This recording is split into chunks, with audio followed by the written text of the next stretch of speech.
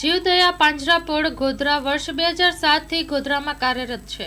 હાલમાં આશરે 2200 જેટલા પશુઓ આશ્રય લઈ રહ્યા છે। હાલમાં જ પાંજરાપોળ ખાતે પશુઓની સારવાર માટે આઈસીયુ હોસ્પિટલ પણ શરૂ કરવામાં આવી છે, જેના કારણે સમગ્ર પંચમહાલ, દાહોદ અને મહીસાગર જિલ્લાના પશુઓને ખૂબ સારી સારવાર મળી રહી છે। દર વર્ષે ઉત્તરાયણના દિવસે કુલ 20 સેન્ટર રાખવામાં આવે છે। Story report by Chaman Rajput, Godhra, Panchmahal.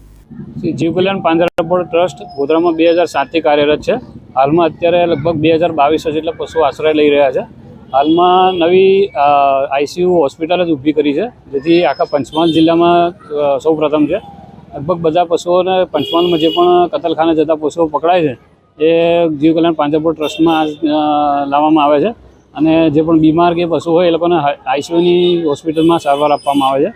ત્યારે ઉત્તરાયણના પર્વના પવિત્ર દિવસે લગભગ છેલ્લા 20 વર્ષથી 15 વર્ષથી આ રીતે દાન કલેક્શન સેન્ટર ખોલીએ છીએ અને તેના પર બેસીએ છીએ અને લગભગ સારું એવું કલેક્શન મળે છે। ગોધરાની તમામ જનતાને અને આજુબાજુની તમામ જનતાને આ સેન્ટર પર પોતપોતાની જે શક્તિ હોય અનુસાર દાન લખાવી, ફાળો લખાવી લાભ લેવા આગ્રહ વિનંતી। શું નામ આપનું? દેવાંગ શાહ।